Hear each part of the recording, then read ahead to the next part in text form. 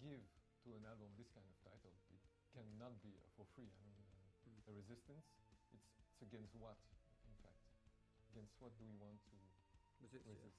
Well, I mean, regarding what I was just saying, with it, I mean, I can speak about England. You know, I mean, in England, there's a desire for change. You know, resist against the old way of thinking, the old-fashioned constitution, the old-fashioned parliamentary system. You know, there is resistance growing against this way of thinking. I mean, on a grander scale, you know, you could say that the corporate domination of the Western world and the Third World has been sort of growing since the 1970s, 80s, 90s. It's kind of like we are living in a situation where these corporations are like giants, you know, giants of power who probably own whatever station you work for. They probably own newspapers, they own magazines, they own all the natural resources in the Third World, you know. There's a lot of exploitation. I think that people are kind of maybe there's a slight resistance growing against this way of life, you know, this corporate way of life, this way of thinking, this idea that the only way to be happy is to make money. You know, I think people are tired of this way of thinking. It's not the way. But also, I mean, if you look at places like Iran or China, North Korea, inside these countries there are real resistance movements. You know, like almost, you know, similar to, comparable to the original resistance. You know, but I think in the album title I'm referring to kind of what is happening, maybe particularly in England. You know, I think England is particularly isolated in this way that it's very, you know, the whole England has got a very big invasion of privacy, you know, like with these anti-terrorist laws and sort of taking away the liberties, and you know, the fact that there's cameras everywhere. You know, you can't walk in the street in London without being on camera. You know, everything you do is being watched. It feels like a sort of miniature version of 1984, and I think people are just tired. You know, people are just tired of it. You know.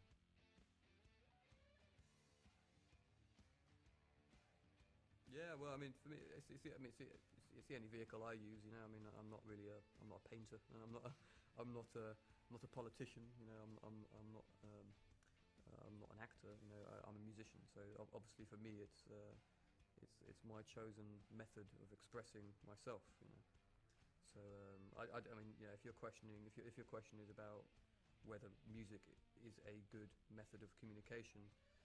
I think it can be. Yeah, it can be. It depends. I mean, yeah, I think problems arise. I mean, you know, I would rather people listen to the music than listen to me. You know, because I think the music is more pure. You know, it has a more pure emotion. It's very difficult to verbalise what you are trying to do in the music. You know, that's always a problem with interviews. I think you have to be careful. You know, I wouldn't want people to really judge me on what I'm saying now. I'd rather they judge me on what the music is saying.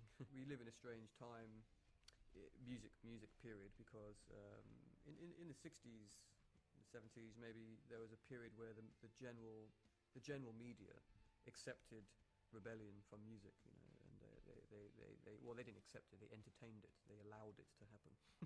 You know, they allowed the Beatles to happen. The corporations which are owning the radio stations, TV stations, they will not allow this to happen, you know, now. Mm-hmm. So I mean, there are many artists whose music is in some ways expressing unhappiness with the system, or you know, the way things are. But these things are never going to really reach the consciousness of the general public, because to be in the popular culture, you need to be very, very shallow.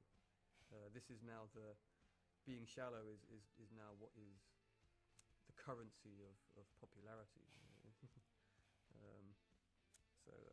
I mean, yeah, I'm surprised how popular we are, really.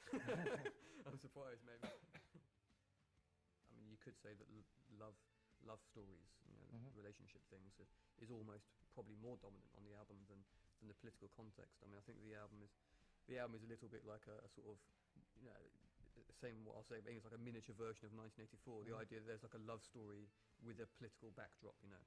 And I think that, you know, I think some people, when they feel, you know, when you witness the, you know, how difficult it would be to change things, there's a tendency to want to just recluse into you know, your love or your relationship or your friends and and go back to a more small world, you know. because when you consider the big situation, it's daunting, you know. And you sort of, it seems like too much to challenge, you know. Well, I don't know. I mean, how do you take on these kind of these massive corporations that organise things in a way? I mean, you know, I'm sure if you ask every single person in the street, every single person will say, you know, what is happening in, for example, Nigeria is not acceptable. You know, it's not acceptable that a Western corporation can go into a country, take all of the oil, and take all of the money from the oil, and take it away from the people who live in this country. I mean, I think if you ask every person here, every single person in the streets, they will all say this is wrong, but it's happening. I don't know how to change that. You know, it's difficult. It's difficult. There's definitely something going on which is out of our control. In a song like Guiding Light, you said that you're lost, crushed, confused with no guiding light left. Don't you have today a model or a hero which helps you? I don't know really.